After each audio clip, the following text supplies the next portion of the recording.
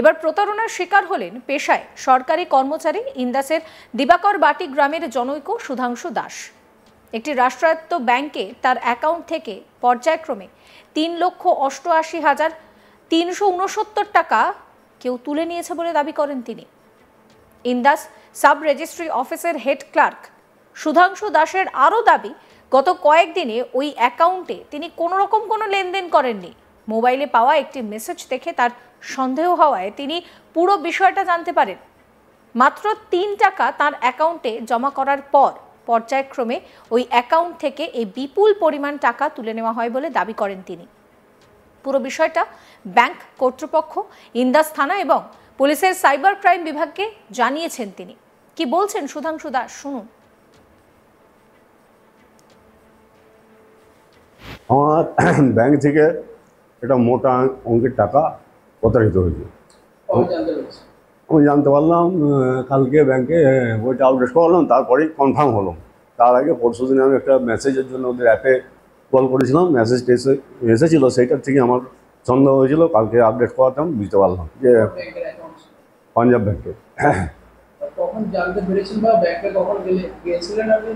আমি কালকে ব্যাংকে গেছিলাম, যখন আমি মেসেজটা পেলাম মেসেজটা পাওয়ার পর থেকে আমার মনের মধ্যে একটা সন্দেহ যাইছিল, কিন্তু রাত্রে তার উপায় নয়। পরের দিন সকাল অর্থাৎ গতকাল আমি মোটামুটি 12টা নাগাদ ব্যাংকে গেছি।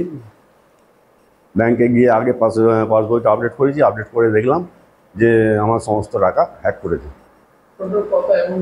টোটাল আমার অ্যামাউন্ট ছিল মোটামুটি 3,88,369 টাকা হ্যাক হয়েছে, আর 142 টাকা 71 পয়সা পড়ে আছে।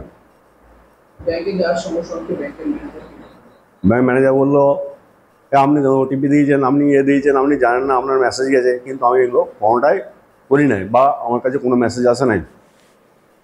তারপরে আমি ম্যানেজারের কাছে গেলাম, বললাম আপনি থানায় আগে ডায়েরি করে আসুন, ডায়েরি করে এসে অ্যাপ্লিকেশন করুন এবং যে ফর্ম আছে সে ফর্ম ফিল আপ করবেন। কিন্তু কালকে ওই থানায় কাজ করতে করতেই আমার মোটামুটি 6টা বেজে গেছে। কালকে আর ব্যাংকে আসা সম্ভব হয়নি। আজ শনিবার এবং ছুটি, এবং কাল রবিবারও ছুটি।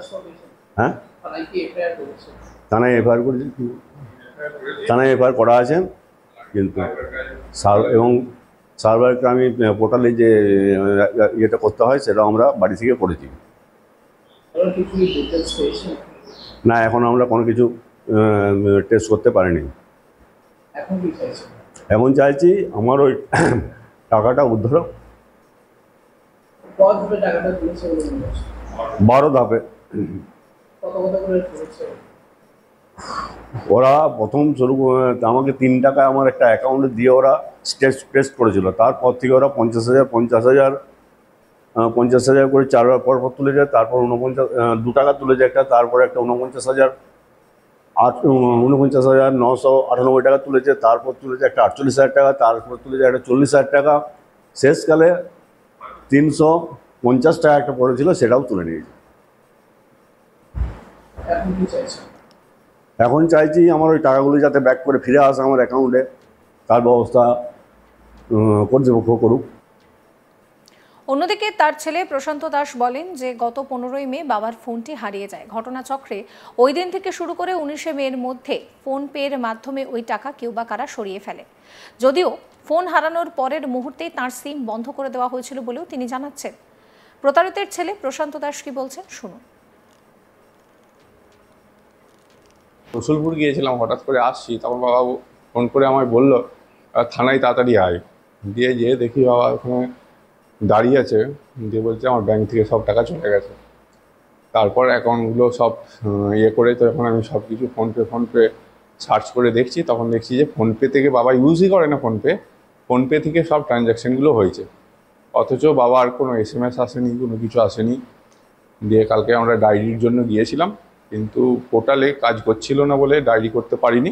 এমনি নর্মাল একটা জিডি করেছি। রাত্রেবেলায় আমি সাইবার ক্রাইম যে হোয়াটসঅ্যাপ আছে সেখানে সব ডিটেলস পাঠিয়ে আমি একটা কমপ্লেন লঞ্চ করিয়েছি, এখনও সেটা ভেরিফিকেশানে আছে। আর এই ঘটনাটার মূল সূত্রপাত হয়েছে বাবার ফোনটা 15ই মে হারিয়েছিল, এবং ট্রানজ্যাকশানটা সেই 15ই মে থেকেই হয়েছে, কিন্তু 15ই মেই আমরা সিমটা বন্ধ করেছি, নতুন সিম তুলেছি। তা সত্ত্বেও ওই 2 ঘন্টা বা 3 ঘন্টার মধ্যে যাই হোক অ্যাকাউন্টটা হ্যাক করে তারপর থেকে ট্রানজ্যাকশন করতে শুরু করেছে। 15, 16, 17, 18, 19 এই 5 দিনে টোটাল টাকাটা তুলেছে। টোটাল অ্যামাউন্ট 3,88,896 টাকা, 142 টাকা। প্রশাসনের কাছে এটাই চাইবো যেন টাকাটা ব্যাক আসে। বর্তমান প্রযুক্তি যেভাবে উন্নতি হচ্ছে, এর যেমন ভালো দিকও আছে সেরকম খারাপ দিকও আছে। এই খারাপ দিকগুলো এখন প্রকাশ পাচ্ছে। হ্যাঁ, অবশ্যই কঠোর শাস্তি সে যেখানেই থাকে, যাতে করে এরকম আর করতে না পারে এই শাস্তি হোক, এবং এটা প্রশাসনেরও একটা সফলতা আসবে এবং মানুষ এটা করতেও ভয় পাবে। রাতারাতি কষ্ট করে অর্জন করা এই টাকা এইভাবে খুইয়ে বেশ ভেঙে পড়েছেন ওই সরকারি কর্মী। তার একটাই আর্জি, অবিলম্বে পুলিশ যেন তার খোয়া টাকাটা ফিরিয়ে দেয়। ভাবতে পারছেন, একটু একটু করে কষ্ট করে রোজগার করেছিলেন তিনি, আর এইভাবেই তিনি প্রতারিত হয়েছেন। ব্যাংক থেকে একটা দুটো টাকা নয়, লাখ লাখ টাকা তুলে নেওয়া হয়েছে। পেশায় তিনি সরকারি কর্মচারী, তার রাষ্ট্রায়ত্ত ব্যাংকে যে টাকা ছিল সেই টাকা তুলে নেওয়া হয়েছে। 3,88,369 টাকা কেউ তুলে নিয়েছে।